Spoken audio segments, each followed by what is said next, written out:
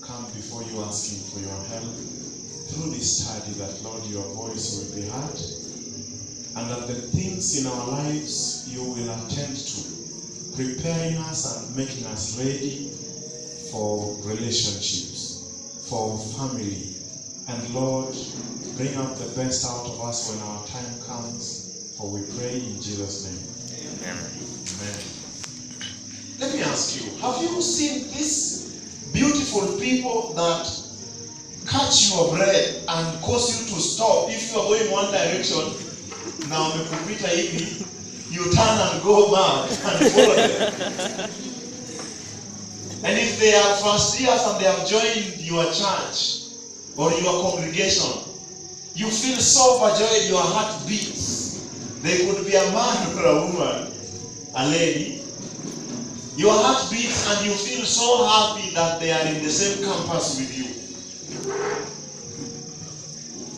You know, somebody said that life is not measured by what? The number of breaths you take, but the number of moments that take our breath away. I don't know if you have those moments. And in our cultures, we define beauty differently. Some people like chocolate girls, others like brown. Some ladies like tall men, others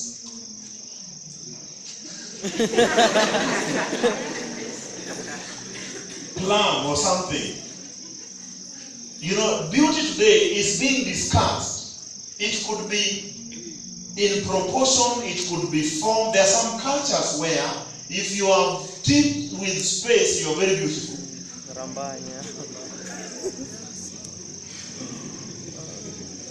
Yeah, teeth arrangement. Some people just look at how you smile. Even men, you never know. And so today, I want to present to you, behold the beautiful, or behold the...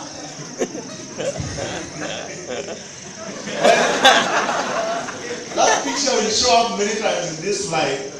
I don't know what these ladies you consider is beautiful. I don't know what men consider is beauty.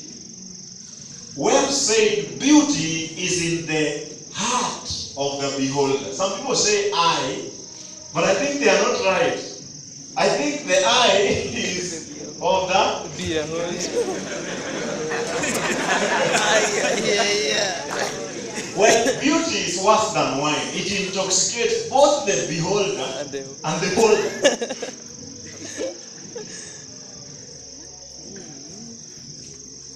And in nature, it's one of the places where object lesson can be picked. Many people find beetles and bugs quite creepy and annoying. I don't think there's somebody who says, you like beetles, and you put up your hand immediately. But there is one beetle in the world. It's called the jewel scarab. It's a very beautiful jewel. Beetle. Very, very cute. Many people have agreed that the jewel scarab is one of the most beautiful creatures. They live in jungles of Honduras, and their shape is kind of regular and very nice, my lecturer would say. Their colors are so dazzling that a scarab beetle would be sold at a cost of $5,000. You wonder what? You know, some Wazungus are very idle. How we start selling beetles? But of course, that's what they say. Some of them have beautiful, flaming, bright colors. Some are brightly golden, silverish. They, are shiny chrome. Even people who hate and fear beetles, when they see the jewel scarab, they will say, surely, behold the beautiful. Do you know that the beetle passes through the same life cycle most of these insects pass through? And at some point by the day, it's not automatic that it begins by beauty. It begins from the egg, and there's a time it's very ugly at the beginning. I don't know, in a rotting place, the The beetle at some part of its stage, it looks like this. I don't know whether you met this thing while you are in the counter or when you are farming, you know. But they spent some time there. After they spent some time there, like a year, finally the rainy season arrives. And it stays underground there, under some pressure. It builds the covering, and within some time the body is hardened and the splendid colors begin to show. And a few months when they come out, people take them and people sell them. They are now beautiful animals. The question I would like us to pose today is, what is beauty? The Bible says that fair looks, beards, it could be beards that is impressing you. Large noses, if that is what is impressing you. Or height, or proportional shape, that is under charm, the thing that you saw. Charm is deceitful, the Bible says. And the beautiful form is of nobody. That's the version I decided to use. But a woman, stroke a man who fears the Lord, is to be done what? And honestly, everyone wants to end up with a... I've never seen anybody who wants an ugly wife. Nobody wants an ugly husband, isn't it? But the question is, does beauty always come with character? Does handsomeness always come with character? Indeed, in case you don't know, I have in my little time of study, I have noticed that there are 4 categories of people. The first category is the beautiful ugly. The beautiful ugly people are not very proportional on their outside, but their smile is winsome. When they speak, they have, wisdom. They have deep thought. They are considerate and they are nice.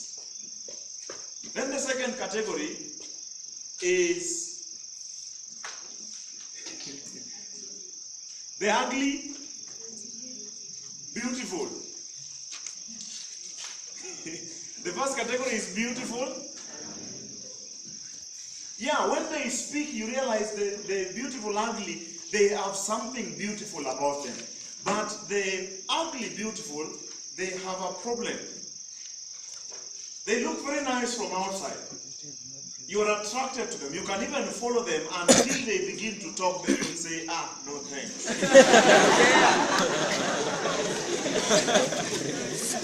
Then the third category, that's where my wife falls, is the beautiful.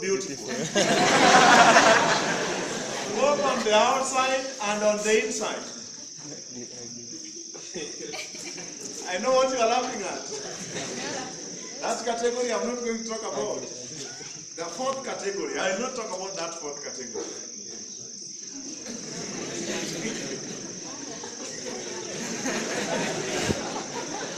But you see, friends, the choice of marriage usually begins with how people look, even if you like it or not. Indeed, how people look is a gateway to marriage, isn't it? Yeah, why would you talk to someone who doesn't look good? So that choice is always triggered or began at the point of form of how you look on the outside. And indeed, marriage at the end of the day will still be a choice. The Bible says in Genesis chapter 2 that the Lord God made Eve and brought her to Adam, presented her. That's what the Bible says. And then Adam began to do what? To run. He became a poet. Immediately. God did not force Adam with the lead. Indeed, Adam would have said, Mungu hapo bado sijaona hujafanya kazi nzuri. Go on, prepare another one. That's a very important principle in marriage, because if God would force our choice, then he would be blamed for all the problems of marriage. But it doesn't force our choice. If you haven't chosen, you have all the one to choose from. And that's why today I present to you this title, Behold the beautiful. Look at the fair one. Don't look at the one you don't like. So with the many people around you, the question is, how do you choose? Or are you going to be chosen?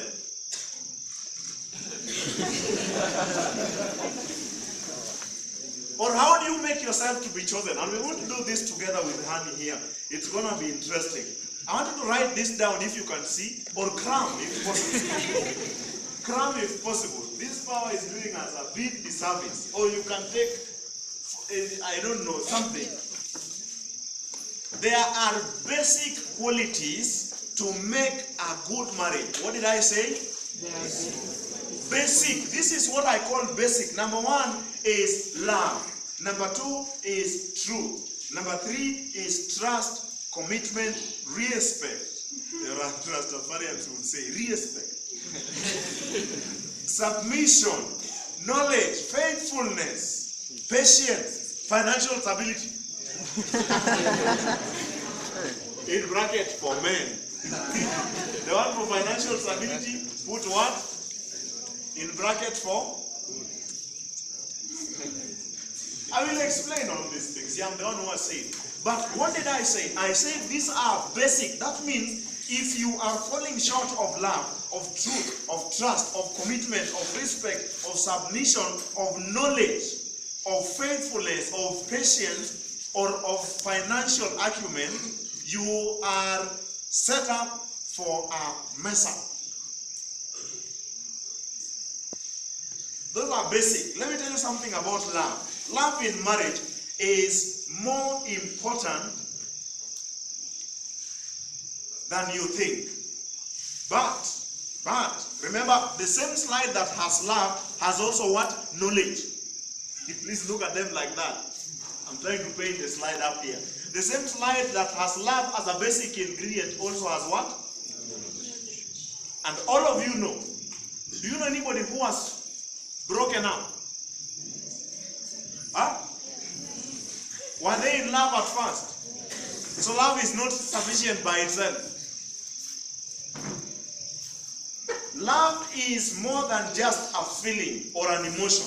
It's a choice. Love is a choice. In fact, studies have found out that when you fall in love, there is a part of your brain that swells considerably by about 12%. That same part of your brain is the same part that swells. The same reaction also when somebody takes ban by the same amount. Did you hear what I say? Yes. When you fall in love, scientists have found that there is a part of your brain that swells. So that's why you look at that guy and he is the most, and that's why you can't sleep. You can text up to 1 because you are on. And you are being told that guy is wrong number. Because your brain has done what? Scientists have also proven, let's go on. Scientists have also proven that after 2 years, after how long? 2 years. That part of the brain comes back no more.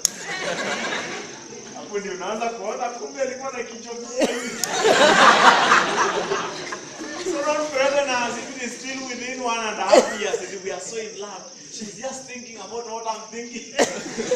Wait, another 2 years. Mkipitisha 2 years, then you are sure you are in love. So ngoja kwanza, kaeni hapo kwanza.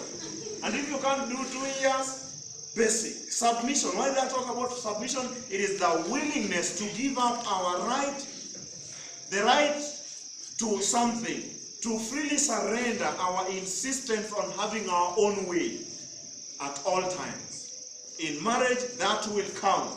How about trust? I should tell you the lady that asked the question, or the man, or the man who chats when the girlfriend is around. Those who are trust issues, what do you think? Yes. Every conscientious man and lady should measure their relationship by the unchanging standard of the principles in God's word. And God's word is truth. So if there is no truth in your relationship, you also headed up for problems. He lies and you say ata improve. Hakuna kitu kama hiyo. You will not improve. And broken trust cannot be mended. I don't know what I say about trust. But I think I wanted to comment about faithfulness. You guys know about faithfulness. Respect. Whoever desires respect must show respect. What do you think? And he must also live a life that is worth of respect. And I said those ones are basic. I've not even added anything, and I'm going to add. Faithfulness, marital fidelity, means that your spouse's health, your friend's health is important. Her security, her happiness, and her welfare, or his, takes a higher place in your life than anything else. Second to the relationship with God is your relationship if you are in love. That is called faithfulness. Can I add you another list? List 1 ilikuwa ya basic. Do you want another list? List 2 is for marriage ability. Yani hiyo ni basic too for you to survive, mpigane kidogo so that you have some kids and remain married. But if you want to be happy in your marriage, then number 1, I have some few marriage abilities. Write them as marriage abilities. Number 1, adaptability. Adaptability is just being flexible, because in marriage, things will come as often as than not, things that you didn't plan for.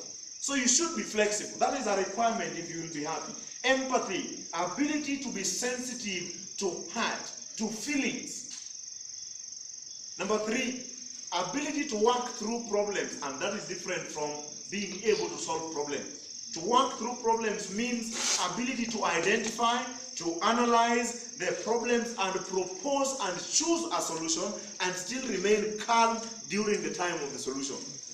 I know there are people who, when a problem comes or they are in a fight, you know what happens? They climb on top of the house and they... Ability to work through problems. That's a marriage ability. Another marriage ability is ability to give and receive love. There are people, because of how they look, they think the whole world owes them.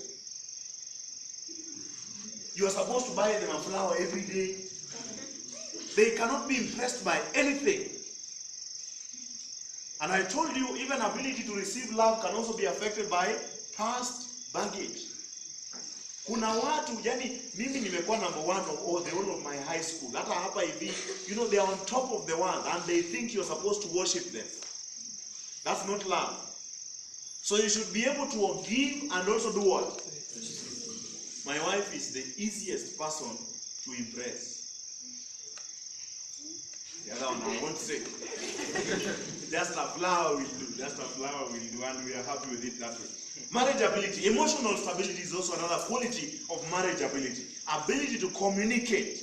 And then similarities between couples. Similarity in terms of values, faith, and belief. Similarity in purpose. And finally, similar.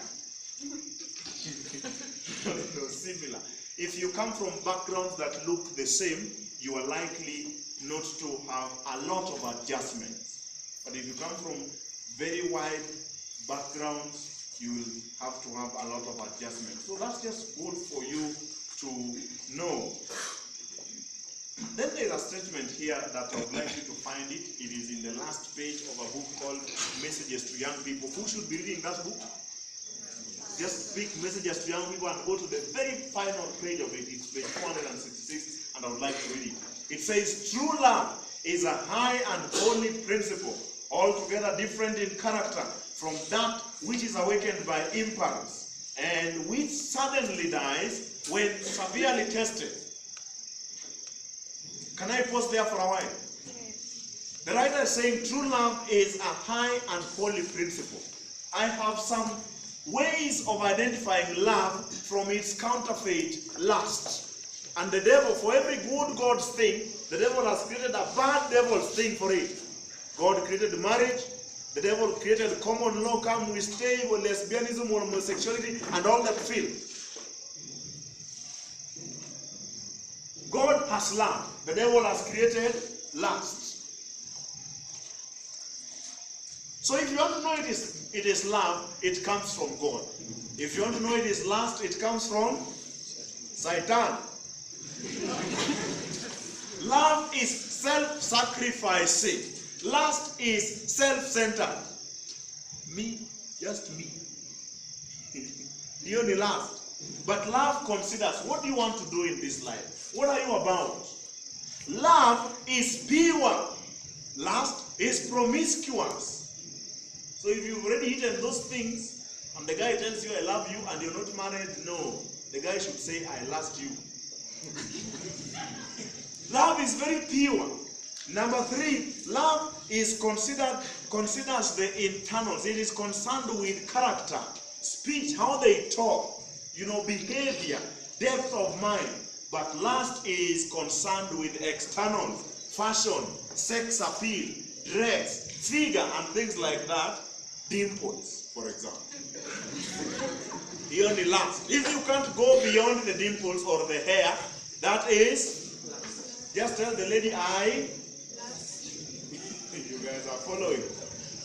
But if you can go beyond the hair to listen to her quality of speech or his thought depth, then that is love. Love also, love comes from heaven. Lust comes from Hollywood. Yes, lust is peddled by Maina and Kingangi and cheap magazines and Nollywood and all the woods, Riverwood. But love comes from God. God is the author of love, and if you want to learn about love, where do you find it? You learn it from the Word of God. You don't learn it from magazines.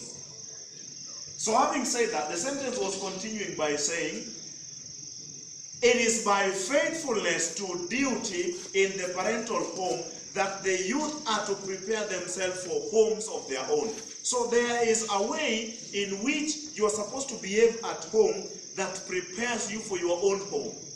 The question I ask is, how do you find correct traits and how do you select? The other question was, how do you make sure you are selected? That's the question I'm answering. The answer is, it is by faithfulness to duty. Where? In your parental home. It is by faithfulness to duty in your parental home. And in that parental home, you learn 2 things. I want you to write this down. Love, you also learn self-control. You learn what? Love and self-control. So you write love, and underline love, I would like to say 3 things. One of them is actually the exact definition of love in John 14:15. If you love me, keep my. In fact, under love there are 3 things. Love is shown highest by obedience. What is obedience? Obedience is doing what you are told. If you love your parents, you will do what they have said, isn't it? If you love your boyfriend, you love your husband, you'll do what they say. So obedience is doing what? Doing what you are told. And let me tell you, you need to learn that thing early, because one day you will be in a home and somebody will tell you, we are not doing that, and you just need to stop because they said, ladies have wakona senses, I think 50. Men to Botuna Theater. A lady can just feel, they can just wake up and feel that it's going to rain and it's actually raining. And they are not meteorologists. A lady can just tell you, honey, I feel you should not go to town. Why shouldn't I go to town and I prepare to go to town? And utakaidi sauti hiyo, you go to town, just at the stage like this, you will fall and injure yourself first time. I think that obedience is something that people need to learn from their parental home. And I would suggest to you, you are not ready for a relationship if your parent tells you, son, I think you should not go for the party. Then you make faces and say, daddy, I must go. Then you go. I think you're not really ready for a relationship because you've not learned obedience. That's what I think. But you can also try and do your own thing and see if this is true. So that is love. Is shown in obedience. Love is also shown in service. If you are writing down obedience and service. While obedience is doing what you are told, service is doing what needs to be done. What you are not told. So if you want to tell a beautiful lady in this congregation, they'll come in and they'll start wiping the seats. They'll start arranging them.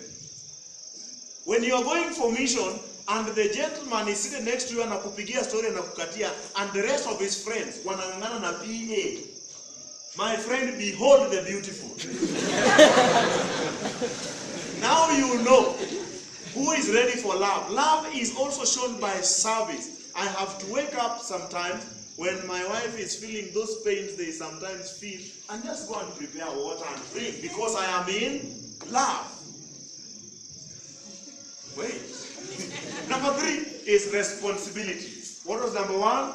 Obedience. Number 2, service. Number 3, responsibility. Put a dash in front. Financial responsibility. Mtu mwenye bado anakuita eti mnaenda kukula chips na anangojea mamia tume M-Pesa. That's an irresponsible guy. Siku moja mkishakula chips, M-Pesa itahang na mtaona. My prayer will be answered. Financial responsibility is where your mother sends you 2,000 shillings for the month. You give time, you can give for mission, and the money can be stretched to the end. Turn on that thing. Alafu ananunua chakula mingi na pesa mingi. Have you learned to budget? Have you learned to work within your means? And today, if you allow, I think we'll go a little extra because that interruption has, and then we are allowed to do just a little for today. Is that allowed?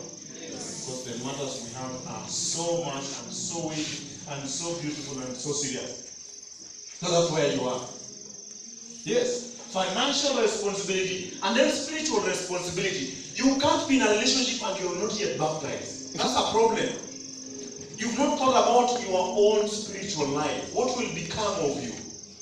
Until you can wake up by yourself, do Bible studies. You can do your own prayers. Some of you I know come to prayer meetings because of your boyfriend. That is called spiritual irresponsibility. You must take responsibility of your own life, then you will be ready for love. Social responsibility. Some of you, your fathers have a good and a big name. When you come to campus, you behave like you're not even the son of that guy. That's social irresponsibility. We don't expect a Christian to break principles and get pregnant and have sex before they get married. That's called social irresponsibility. And some of you also need to take responsibility of their own health, what they eat. Go out for exercise if you're weighing more than you should weigh. That is called what? Love is exhibited. Let me take you back to that sentence we were saying. That sentence was saying this. It was saying, it is by faithfulness to duty where? Where do you learn these things in the parental home? You learn these 3 things. Faithfulness to duty at home teaches you responsibility, teaches you service. When your mommy asks you, go and make ugali. Then you make it and leave it in the kitchen. Then mommy asks, did you make the ugali? Yes, I did. Where is it? It's in the kitchen. Problem me? You only did what you were told, but you didn't think with your mind to know that ugali is usually served on the table. And then this other side, self-control is a twin of love. In the area of appetite, kuna wengine wenu bado mkiona chips, you start shaking your knees to smile against each other. You can't pass where there is.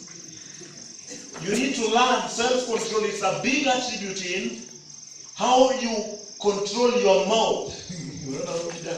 And then affection. Affection is learned best at home.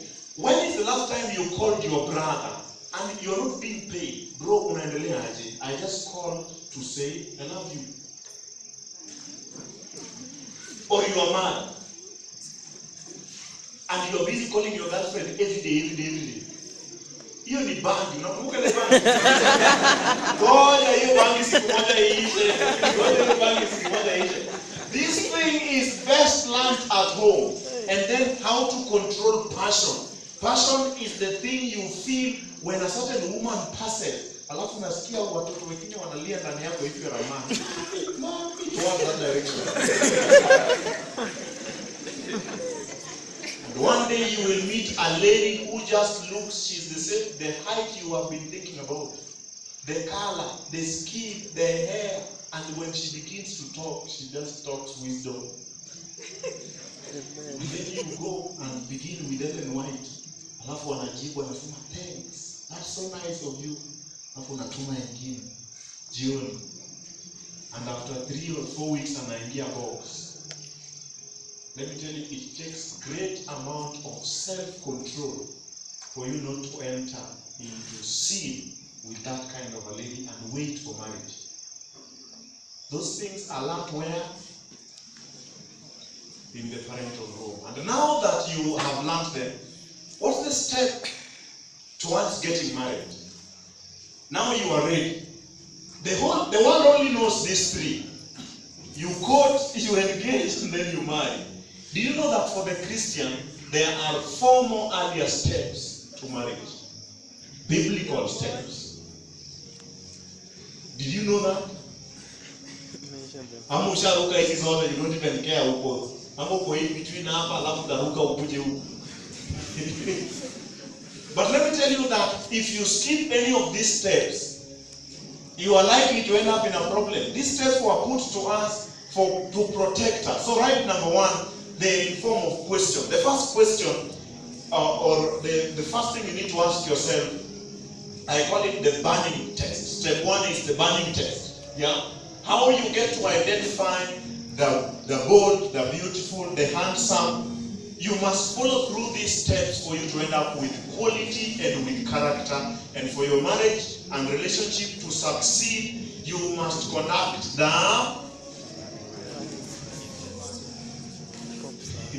Sasa hiyo ni nini mtumishi? Hiyo bali ni nini? Here it is. Bali there. Can I read it? Where did I pick it from? 1 Corinthians chapter 7 verse 9. But if they cannot contain, Paul is saying, if you cannot hold yourself within yourself, you are missing people. You already know the stanzas of the song, Master the Okwany is ready. Let them marry, for it is better to marry than to do what? To burn. Paul was a bachelor all his life. He was not married. He had the spiritual gift of celibacy. Some of you have broken up with 7 girls. Unaingia kwa huyu umetoka, you are wondering, what is this thing with the relationship? Ama your aunties wamekuforce, you've been from one relationship to another, kumbe you are meant to be celibate. I think the first step is talk with God. God, did you give me the gift of marriage? Marriage is a gem, it's a gift, isn't it? And I'm still studying, but my study so far has revealed that only men are given that gift. Biblical studies, because you can study philosophy, and they say other things. But the Bible shows that there are men who lived to their potential and they never got married because they are, and it's a spiritual gift. So some of you are never meant for marriage. Now, umeshatoka huku, umeshadate watu, aona nashaka, you're a good man, but that thing was not meant for you. So you need to, first of all, answer the burning test. Alright? Number 2. What is number 2? Guess what? You're supposed to pick out your calendar, and this one you're going to do right now. And write the date when you're going to wed. Hapo atujaongea hata nani utaoa.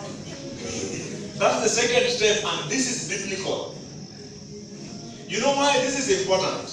To begin here will mean when you have decided I want to get married. In fact, let me just bring up a sentence, then I'll explain it in full.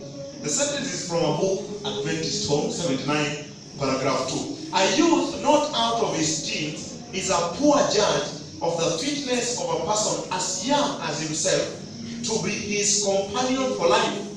And I think that answers the question one of the people raised. That if you are not out of your teens, probably as a girl, you will decide on a man based on how he dribbles basketball. But later, when you grow up, you start now looking at people objectively. Important things come to the surface. You want people who you can talk to. You want someone who is aggressive, who can go out there and find some money and do some work. Have some meaningful conversation, and even a lady. So I think it is important for you to go and decide at what age. Suppose if I decide that I'm going to get married at 29 and now I'm at 27. That will decide for me when to begin dating, isn't it? I should be beginning dating or courtship or whatever it is you do right now, isn't it? To get to know the other person, I should begin right now.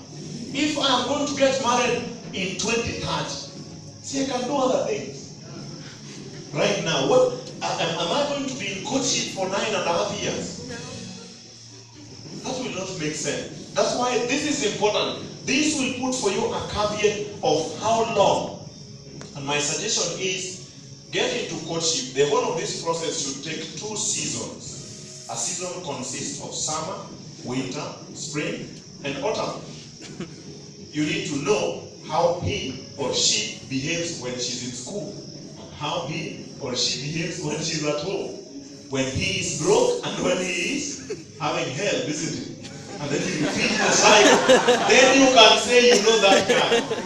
Usiseme huyu tulianza na yeye kitambo, it went 4 months ago. My friend, you have not known anything. So the next question is when. That when is very important. And then when you have answered the question of when, the third question, the question is now, are you ready? Like if you say I'm going to get married in 2 years, the next question is, am I ready? And here is again a good instruction. Simple. Boys and girls enter upon the marriage relationship with what? Immature judgment and ripe love, without noble elevated feelings. So there is time that is required for people to mature, to become ready physically, to become ready mentally. There is a reasoning of children that you can't bring into marriage. That's the truth. There is a psychological preparedness you need for marriage. There is a financial readiness and there is a spiritual readiness. We already talked about that. So once you've answered marriage test, when you want to get married, then when you are ready, if I am ready now, guess what? My girlfriend will not be in Form 2. Sindio? Huh? Yeah, because she should also be available in the next. Do you see why this is the divine order? And you try to disorder any of these things, you will run into a crisis. And I know many of you just began somewhere here. You didn't even ask any of these questions. I hope for those of you who haven't, you'll have the privilege of going in that order. And when it comes to step 4, the question now of who comes in. And some of you behave here like the one. They use horoscope. Piki ponki. Or they go to Facebook or Facebook, whatever it is, and the first face they see there, that's how they begin. Is that how relationships begin? There is a very instructive chapter in Genesis 24. It's a beautiful chapter showing divine guidance. Love, but there's something I didn't say about love and lust. Love operates by divine design. Lust operates by chance. Could she be in this seminar? You have a chance. Could she be? You have a chance. When it comes to the who, this is the part where you want to check with God. And there you have all the steps. If there is a subject, of course, let me go back here. Once you have identified the who, strictly you go to something called courtship. We don't have anything called dating. I don't know where that thing came from.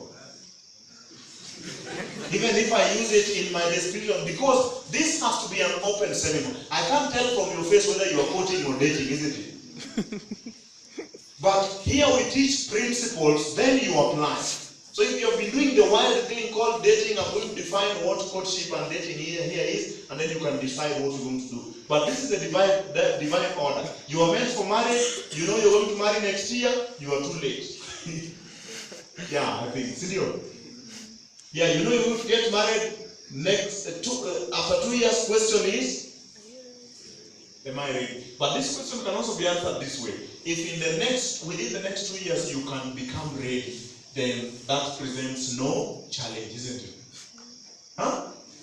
Yeah, if within the next 2 years you can become ready, then this presents no challenge. If you say 2 years, within these 2 years, you know. That's why I told men, if you're already thinking here, you must have left your father's house. Kitabu. I have a nice story I like telling. It's a success story. A serious success story, by the way. You know, when we were chasing, my wife was hot cake. Me, I was hot cookies. So the guys we were chasing with, a lot of them presented their papers, and they were good men. But do you know, most of them were left out because they were living with their mothers. I know one who was left because they were living with their mothers. And then they come in answer to hustle. And I think you're going to talk about that. In case we may need to cut this presentation into two, please advise me so that we don't go into wee hours of the night. I can see we are at 20:09, but I ask you to extend a little, and I'm almost there. If there is a subject, bado kuna explanation now. Once you've identified the who, come back here. Once you've known that person, the right step is look for an older person before you shock the parents. Somebody in the faith, somebody who shares your principles, and present your gown to them, present your man. Let's meet. Not peers, because peers will be like, oh my gosh, he has a car. Behold, the beautiful. Look for somebody older and visit. Just go and visit the two of you. And later, if it's somebody or someone you trust, come and ask, what do you think about that guy? And if the person gives you a positive meaning, go to the next step. That is, there's a page. Did you carry BGE today? I think there's a page I need to read for you. No, this is, I give you books to read, you refuse to read. I'm going to read a page here. Out of this book. This book has some stories of our lives where we messed up, what we did right, what we think will help you. And you know what I'm looking for, didn't you?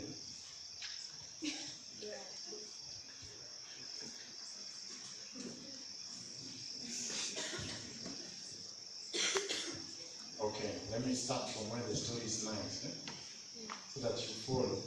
A few months later, after some silence, we met again and talked as old friends. It was then that I remember that while standing in the middle of the church compound, we said to each other, really, we can't continue talking like we used to. These deep conversations should be preserved for those who are in a committed relationship. He had been saying previously that he wanted to speak with my mom. I wonder who that is.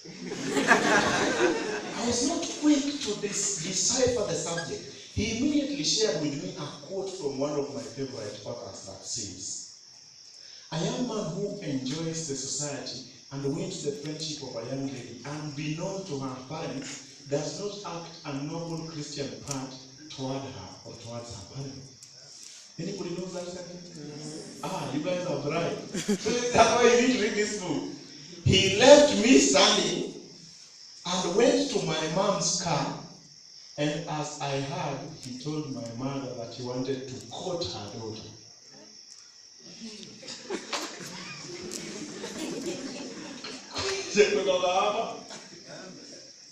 And you need the approval of parents. That thing saved us pains. It gave us good stability. When we had problems, her mother would hear us quarreling, she would snatch her the phone. Her mother is my greatest fan. I think nilimuingiza box hata kabla. So it told me, son, what are you quarreling about? Then she would summon me to go to her home the next day. I would find they have cooked like for a son-in-law. We're just here. And then we ate, we talked about every other thing, about church, then the mother would disappear and leave us. So that's sort out your things. And we would talk. The word of God cannot be slighted. It's still good. And the other relationships I did, which were wild. So I'm speaking here with both, I have both sides of experience. So you can just choose. And when you have gotten to courtship, you've identified, and you have engaged a lady, that means we don't do rings. I also don't have a ring, but I'm married, isn't it? If you have a question, I can answer tomorrow. I know engagement is sealing and decision that I'm going to get married to this girl. You have here, I'm going to explain this. But when you are already engaged with someone, please get married. Don't engage someone and leave them there for several years. You're new child. But if there is a subject we should be carefully considered, and in which the counsel of older and more experienced people should be sought, it is which subject? Not just carefully considering. If ever the Bible was needed as a counselor, if ever divine guidance should be sought in prayer, it is before taking what step? A step that brings two together for life. Here is the definition. For those of you who are dating or courting, decide and do what you want. I can't decide for you. Courtship, this book says, as carried out in this age. That means if you leave out any of those things that I've said and decide, me, I'm going to do my own thing. It is called dating. It's a scheme of deception and hypocrisy with which, you know this guy? You know it?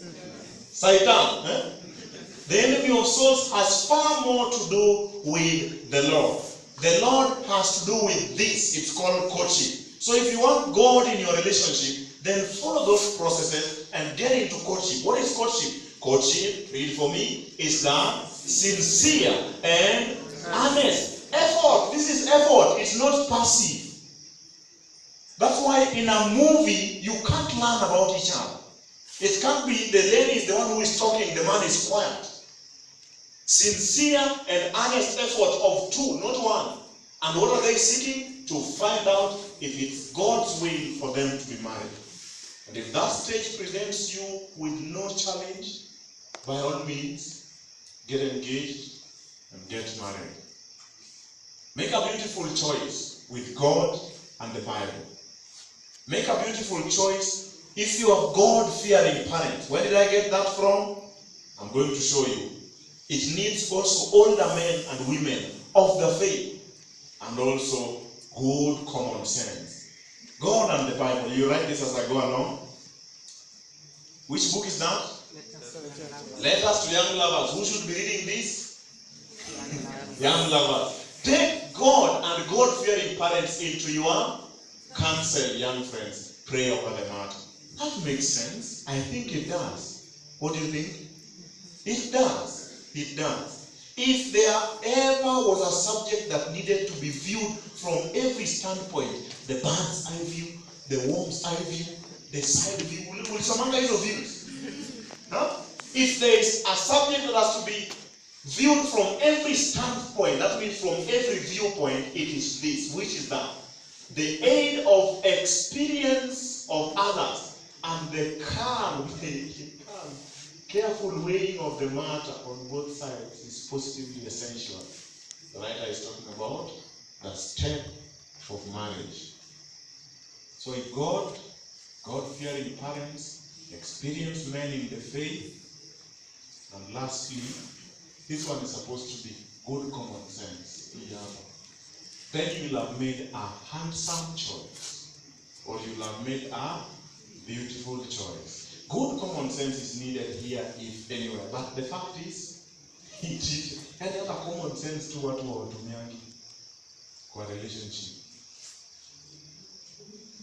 if he's already shouting at you right now, wait till you get married. Even the common sense too. If he's lying right now, wait till you get married. You are hoping he will change. Me, I'm also hoping he will change. A handsome choice. And what kind of a man should I avoid marrying? Or what kind of a man should I avoid becoming if I have to be a handsome choice?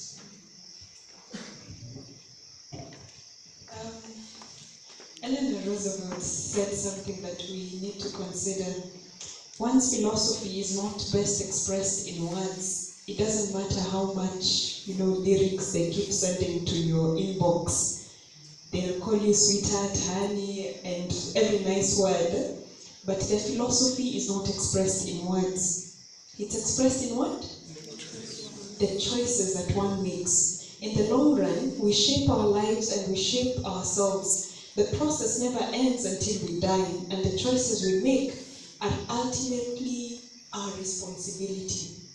You have nobody to blame, not even God, at the end of the relationship you find yourself in. So it's important that, especially as a girl, you weigh the type of man you finally choose to, this one I'm going to unite my interests with for the rest of my life. This is for the sake of the men, so that you get to know really what are these ladies looking for. You have given your CV so many times, but they all keep refusing. So what exactly are we looking for? We would love men who are pure. Pure in thoughts, pure in their actions. You don't come today telling me I love you, tomorrow you're telling another girl the same words that you told me, and you expect that I will take all your intentions as pure. And purity is often expressed in how you speak. What is the content of your speech? It's important that you learn how to speak well, how to, arrange your words in such a way that the other person listening to yourself would be endeared to you by your words. And so it's important as a man that you measure what you say and that there is purity in everything associated with you. Purity here is also in how you deal with people around you. I remember a certain gentleman who we blacklisted. The reason was he would come and there was a way he would give hugs. Ladies, these guys who just give hugs that are questionable. I don't know if anyone ever told him, but there was a way his hands lingered a little longer. His hands had a way of wandering to areas that they should not wander.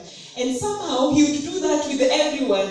And he would never even give you a handshake. For everyone, he would go hugging. And so, girls talk. So we talked and said, hey, by the way, what do you think of so-and-so's hug? Hey, even me. Nothing has been disturbing me.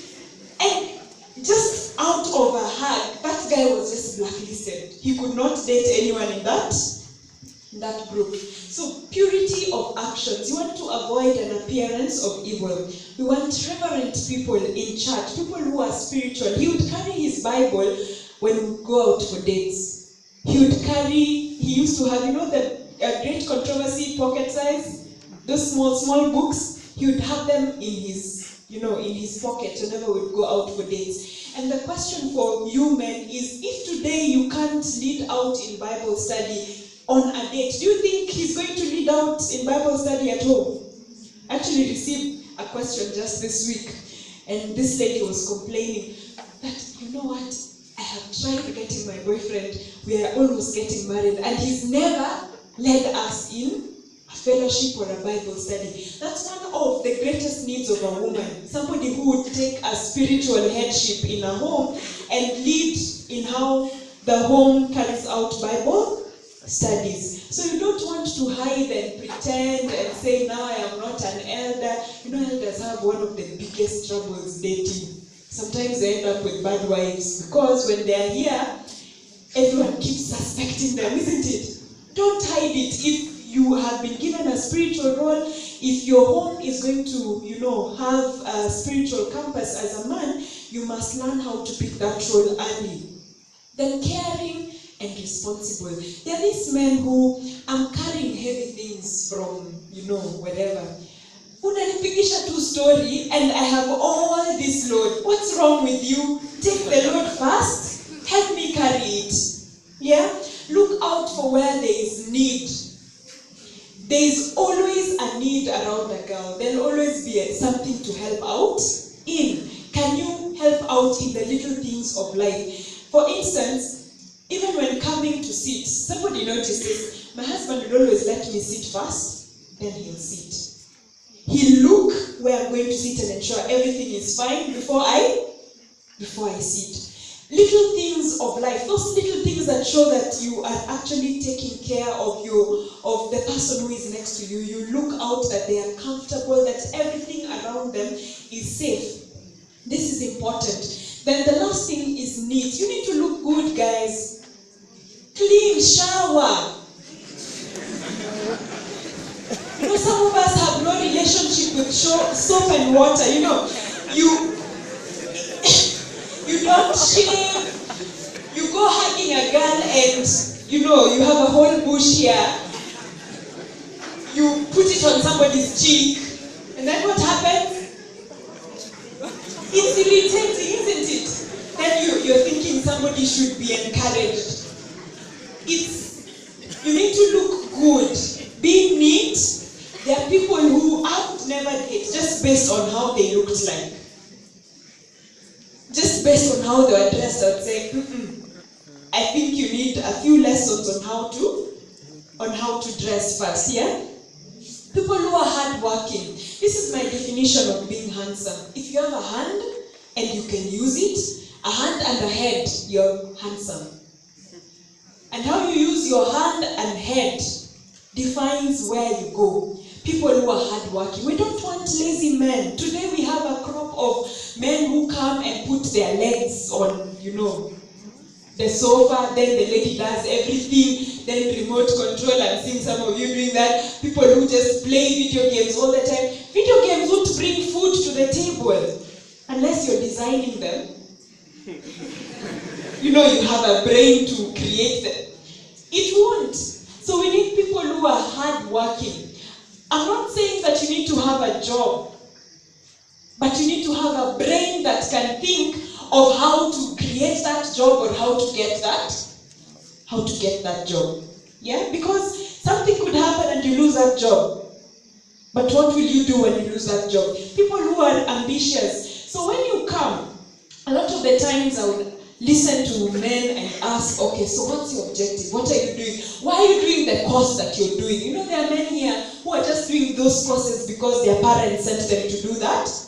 They have no ambition whatsoever. They'll finish and I'll tell you, they'll go back home and say, Mommy, I've brought you your degree. Sasa mnisaidie kutafuta kazi. What's your ambition? Why are you doing the course you're doing? What do you look forward to becoming? What's your objective in life? And we need to hear some of those things. Why? Because when I'm coming into your life as a woman, I'm coming in as a helper. Am I going to be helping you do nothing?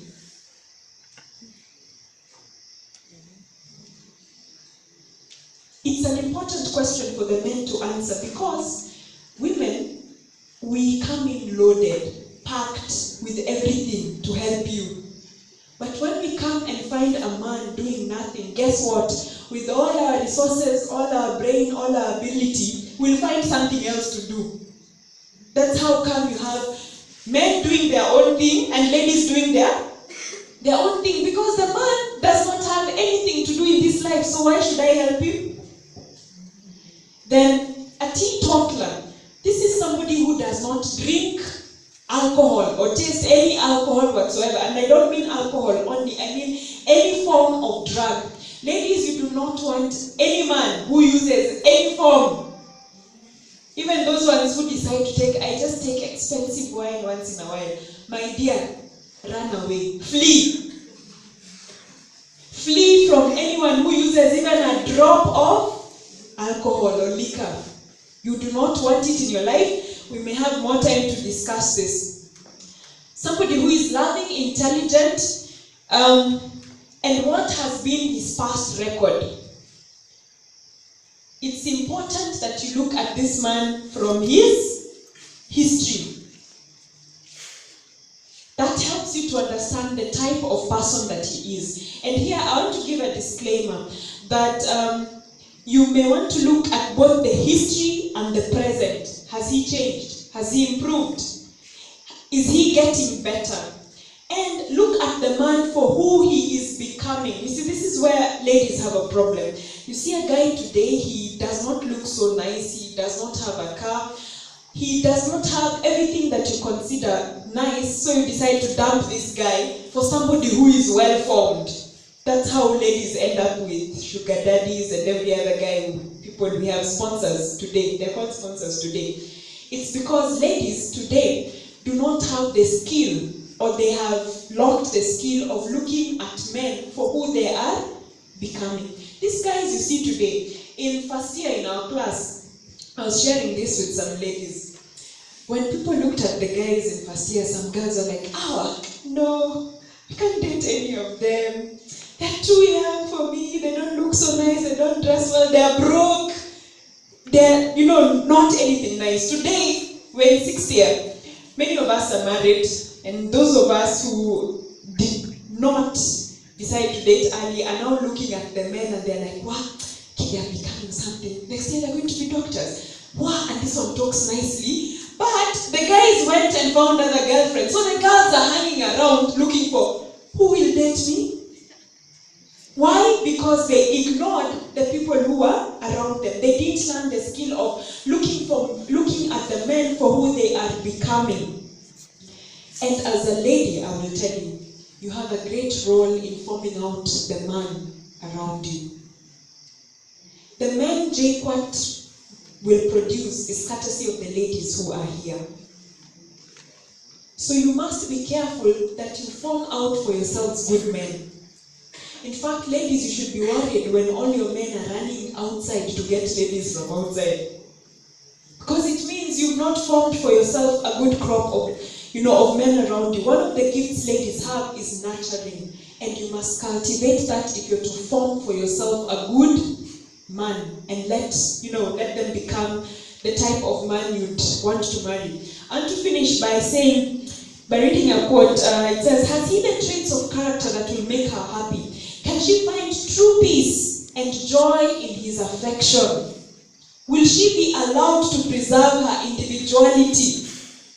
Good question. Because at least when you're around and you have to change everything about you for you to fit with them. You have to change how you dress, how you speak, how you do everything, just so that you can fit with this one man. Or must her judgment and conscience be surrendered to the control of her husband? Can she honor the Savior's claim as supreme? Will you be allowed to, still love God in that relationship? Then this is important for girls. If you are going to be picked, there are certain things you must learn to do. There are many girls today, very many, who are married and have families, but have little, practical knowledge of the duties devolving upon a wife and a mother. They can read, they've gone to school, they have PhDs, they have degrees, they have masters, they have everything nice. They can play an instrument of music, but they cannot do what? They cannot do what? This skill is important. It is indispensable to a home. Girls learn how to cook. Today I'll tell you why we have so much disease. It's because all the girls went to university, chasing their degrees, and then this is what they say, honey, can we order food? Can we buy, pizza in today? Dial delivery. And so today everyone is dialing delivery, especially in these homes where ladies are educated but they cannot cook. Or the worst case is they hire a cook or they hire a house help, isn't it? Then the house help takes all the roles of preparing the meals for that home. So una call house help, leo unapika nini? Oh, sawa. You are never aware of what goes on in that home. So guess what? The mental abilities of the men are affected, courtesy of what? The food. Even their morals are affected, courtesy of what? The food. If you are cooking, he would come home every evening to eat. If you are cooking, he would even carry lunch to eat. Yeah? But because you're not cooking, guess what? He has to go out for lunch, isn't it? As he's going out for lunch, he has a workmate. Then they go out for lunch with the workmate. During the lunch, a conversation starts. And because they're lunch partners, a relationship does what? Starts. And it's lunch and dinner every day. What do you expect will happen? You just need 8 seconds for somebody to fall in love. So you wonder why there's so much cheating. It's because there's no cooking going on at home. Cook! Tell them. We've warned them a lot. They cannot make good bread. They cannot cut and make garments, for they never learned how. Even just repairing tungo. Everything has to be taken to laundry, fundi. There is a domestication that we need as ladies to make our homes. It's still important. It is this inexcusable ignorance in regard to the most needful duties of life which makes very many unhappy families. And I'm sure you've seen this. Since both men and women have a part in homemaking, boys as well as girls should have a knowledge of household duties. Does he cook? Ask him. He does. He can cook as well as I can cook. Does he clean the house? Yes, he does. Does he wash his clothes? Yes, he does. As many times as I wash his clothes. So even the men need to know what? Household duties. It is not just for the ladies to do. You know, it makes ladies very happy when you can walk into the kitchen and help out with the dishes. When you can clean the house in the morning and say, honey, can I help you? Because it encourages them. It makes them feel, oh, I'm actually helped. Yeah? But let me tell you, if you leave that girl with all these duties all the time, the next time you come, her hair will be untidy, she'll be so tired, she has no time to dress up, then you come, you're thinking, whose wife is this? You know, she looks like a scarecrow. She's been working the whole day, you're expecting her to look so nice, but you're not helping out in the house. So as a man, you must learn how to do the household duties, how to make a bed, put a room in order, wash dishes, prepare a meal, wash and repair his own clothing. It is a training that does not make a boy any less manly. So you're not any less of a man because you do these things. It will make him happier and more useful. And if girls in turn could learn to harness and drive a horse, to use the saw and a hammer, as well as the rake and the hoe, it would be better fitted to meet the emergencies of life. So girls, learn how to use the hammer. Learn how to fix a bulb. You don't have to go looking for a man to come fix a what? A bulb. These duties make life much happier. From the horses. Wow. The institutions of learning experienced teachers should be employed to instruct young ladies and mysteries of the kitchen in order to some of your lecturers behave like that.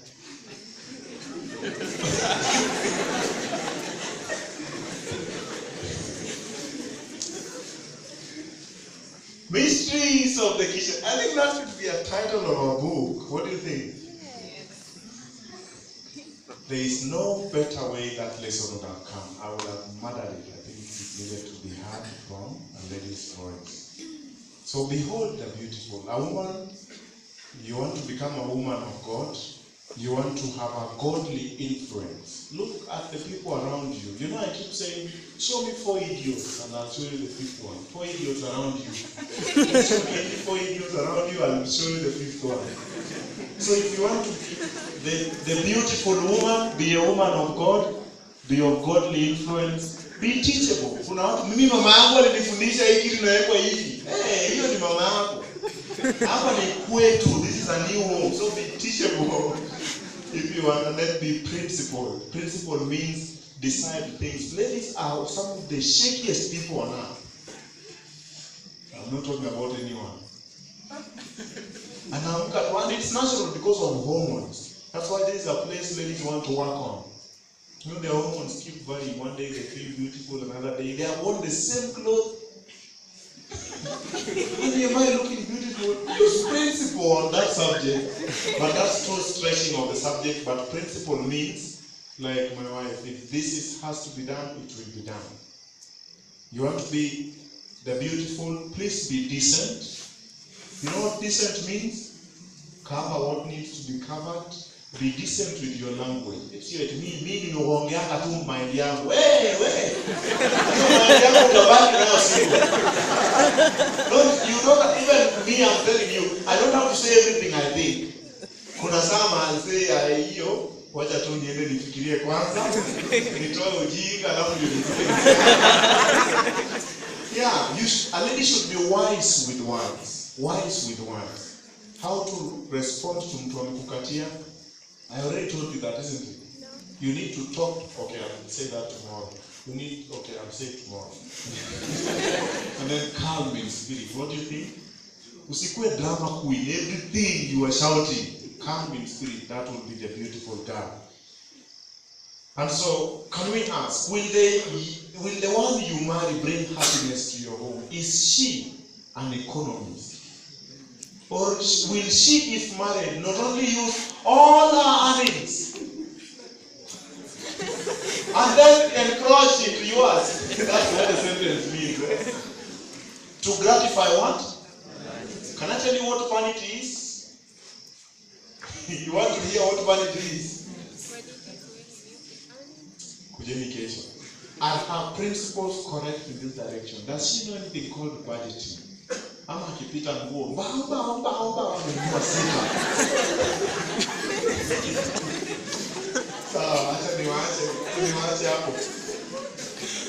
Hiyo nishasema. Those things I wrote up there, I am proving them that they are from the Bible and from inspired and serious writers. She opens her mouth with and her tongue is the her tongue is the Kwa nini amjibu? She looketh well into the ways and she does not eat the bread of girlfriends. Menda tu hang to around. Call her, she will not come. She will invite you to our home so that she cooks, you eat. You may have been idle for her, she won't be. Principles too. So men, tumeingiliwa sana. Hata sisi sasa to flex muscles. The kind of woman to avoid. Who is this? The immodest woman. Run away. The gold digger, you know what that is? I mean, you just propose or you did whatever it is. Allow me to use whatever language I like using. Yeah? Mulianza relationship last week. Anakupigia simu.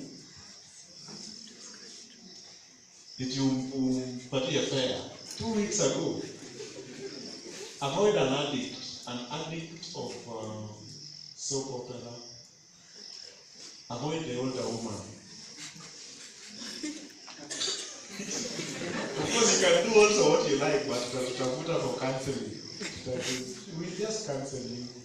Lakini kwa prayer tunaomba niseme Mungu, lakini unakumbuka hiyo second last line. Sema avoid the older woman. Kini sasa wana wanaendelea tuna history. Avoid the unbeliever. We'll talk about this more tomorrow. Somebody who is controlling and worldly.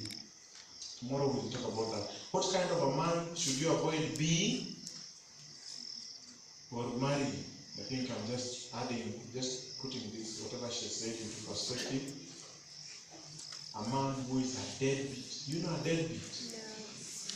Huh? An addict, a player. Sio eti anacheza football. Kuna women group. Chairman of a women group. And then the abuser can be verbal abuse, it can be physical abuse. And the unbeliever, the controller, and the lazy. Let's read from this interesting book. Let a young woman accept as a life companion only one who possesses pure manly traits and character. One who is diligent, aspiring, and honest. One who loves and fears God. Amen? Ukimuuliza life yako unaona aje? Mimi life yangu hata sijakwambia run away. Ukimuuliza sasa ama he comes into your life. This is men specifically. Last year, January, he was into photography. March akaachana na hiyo photography, akaenda learn sign language. April akaachana na hiyo, ameingia ministry. Sasa ni mhubiri, ni mchungaji. By December, he is now an IT guru. Hey, my friend, don't go anywhere. I'll talk to you about that tomorrow. Shun those who are irreverent. Irreverent means achana na hiyo church, you are too churchy. Yani hata afternoon unaenda church all the time. Or people who make fun of God's things. Shun one who is a lover of idleness. Idleness includes sport pesa, 4 hours for TV or even 2, I think even 1 hour. Shun the one who is a scoffer of hallowed things. Yeah. Avoid the society of anyone who uses profane language. You know those guys? Kama wafundi wa nyumba. They have very bad language. Who's builder? Have you been with builder? Yes. They say anything. Good. Na watu wa kutoa mchanga from the river. Or is addicted. She said this thing. I'm just giving you reference so that you don't imagine those are things we are the ones who have said, but we have also cancelled with men. And in case you guys may have personalized questions, you are free to see us. We are giving these things as principles that we have seen working.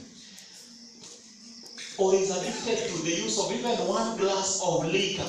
Paia, niongeza hapa paia. 1 glass of liquor, paia, full stop. Saya Christmas, hiyo ndio nimeongeza. Hiyo ndio nimeongezea hapo. Listen not to the proposal of a man who has no realization of his responsibility to God. Avoid. And so I can feel that today we have handled a lot. The only thing you can take home is you want to become the beautiful and the handsome. You want God to prepare you for courtship, isn't it? You want to start preparing. Can I see your hand if you are such a person? You want to ask God to help you in the process of preparation. You could be already inside a relationship, but there's still room for preparation and improvement, and you want God to help you to achieve and become maximum and to be happy in your relationship. Let me see your hand again. All right, let's pray. Heavenly Father, we thank you for allowing that this session will run to the end, for sustaining power and our patience, and Lord, how you have graciously shared with us.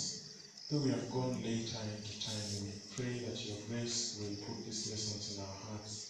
Our desire has been this one, that we will be the people you want us to be. So make us, mold us, and prepare us for family, prepare us for marriage. We pray in Jesus' name. Amen. Today we will go with your song. We will sing it tomorrow, when we will do what? God bless you. Any questions for today? Can I see? I know our deacon is here. Anybody who wants to write a question? Just put up your hand and let's supply those things. Just keep it up. I know my leader will wear those things. Just put up your hand. I can see many of them. Those questions will form part of tomorrow. There are some we didn't answer today. we approve them also in terms of relevance of the subject we are presenting. So don't be worried that, oh, I didn't hear mine answer. We may have just pushed it to tomorrow, or it could come on Friday. God bless you.